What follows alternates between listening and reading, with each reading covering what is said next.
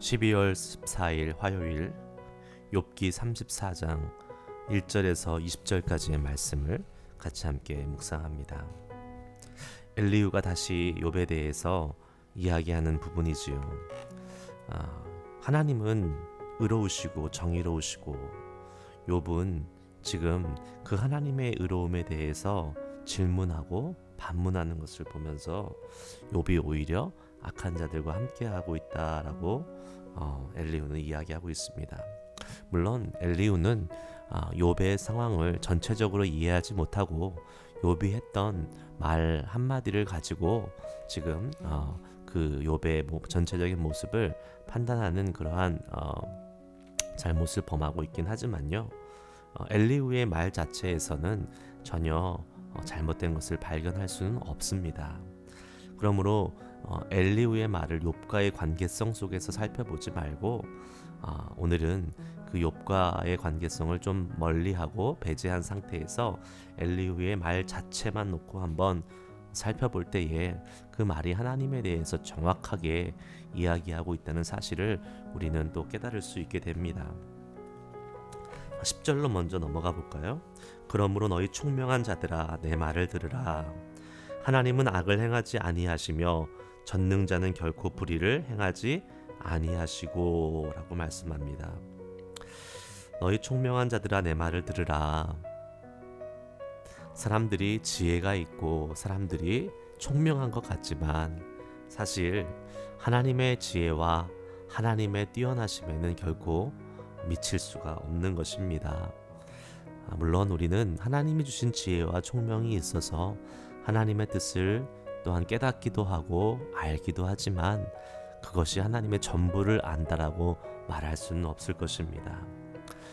우리에게 주신 총명, 우리에게 주신 지혜를 가지고 겸손히 살아가면서 하나님의 뜻을 구하고 또 그 뜻을 조금씩 알아가는 그러한 삶을 살아가는 사람이 하나님의 은혜를 입는 사람인 줄 믿습니다.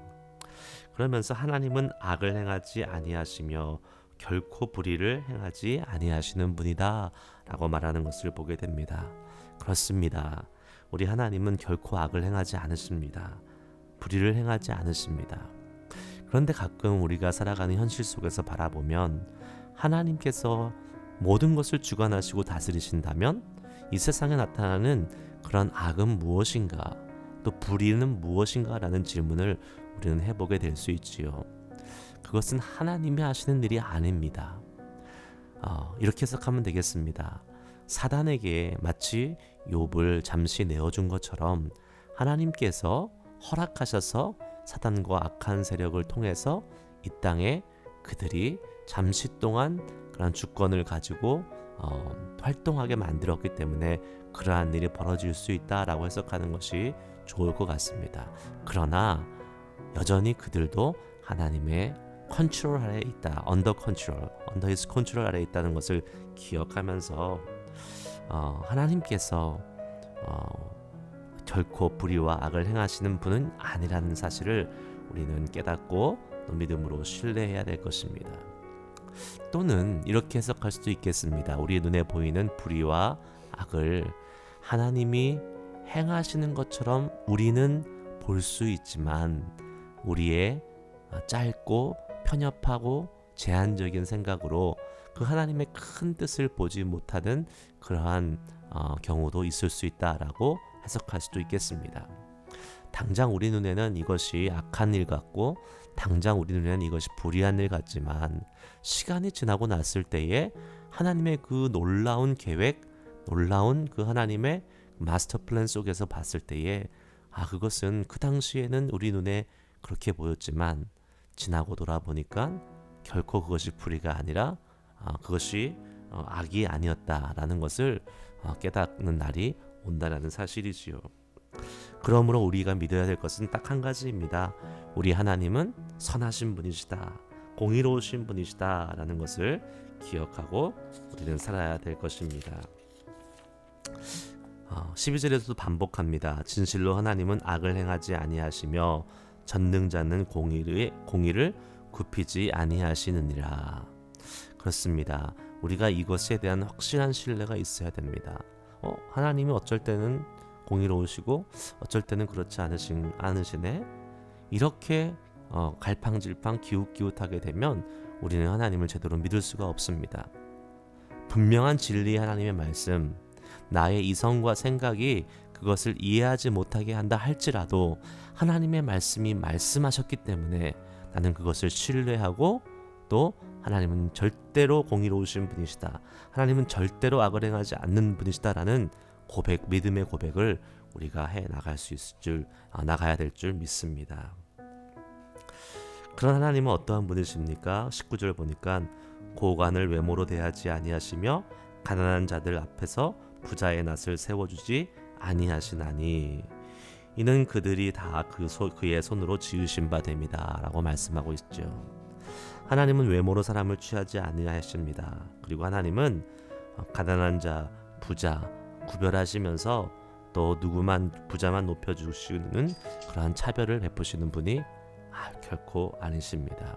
왜요? 하나님께는 모든 사람이 다 그의 만드신 바라. 부자든 가난한 자든 귀천에 상관없이 하나님께는 모두가 다 하나님의 창조하신 창조물이요, 또 하나님의 귀한 자녀들이라는 사실을 우리는 기억하고 또 알아야 될 줄 믿습니다. 하나님의 모습을 우리가 잘 닮아가야 될 것입니다. 우리는 너무나 쉽게 사람을 판단하고 또 사람에게 실망도 하고 그 사람에게 또 열광도 하고 그러한 모습이 있습니다. 그러면서 차별하기 쉽습니다. 내가 좋아하는 사람을 점점점 더 가까이 하려고 그러고, 나에게 상처를 주고 내가 싫어하는 사람은 점점점 멀리 하려고 하는 그러한 속성이 있습니다. 그러나 그것은 하나님의 속성이 아닙니다. 우리가 닮아가야 될 모습이 아닌 것입니다. 차별이 없으신 하나님처럼 우리도 하나님의 모습을 닮아서 우리가 대하고 또 이야기하고 만나는 모든 사람들 속에 하나님과 같이 모두 다 공평하게 또 평등하게 대하면서 사랑을 나눠줄 수 있는 그러한 사람들이 우리가 되어야 될 줄 믿습니다. 오늘 말씀이 참 길었지만 다 커버하기는 좀 힘들어서 두 가지만 다루었습니다.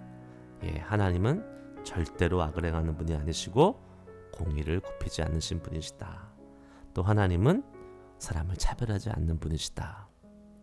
그 하나님을 닮아가는 삶이 거룩입니다. 우리가 그러한 삶을 살아야 될 줄 믿습니다. 오늘 하루도 살아가면서 하나님, 나도 악을 행하지 않고 공평한 삶을 살게 하여 주시옵소서. 특별히 그 모습이 사람을 대하는 것으로 나타나기 원하는데, 사람을 차별하는 그러한 모습으로 악을 행하거나 불의를 행하지 않게 하여 주시고, 언제나 모든 사람을 차별 없이 또 공정하고 공평하게 대할 수 있는 그러한 우리들 되어서 우리의 모습 속에서 주님의 성품과 주님의 인격이 드러나는 그리스도의 향기가 나타나는 그러한 삶으로 우리의 삶이 점점점 더 성숙하고 변화되어 나갈 수 있는 오늘 복된 하루 될 수 있기를 주의 이름으로 축복합니다.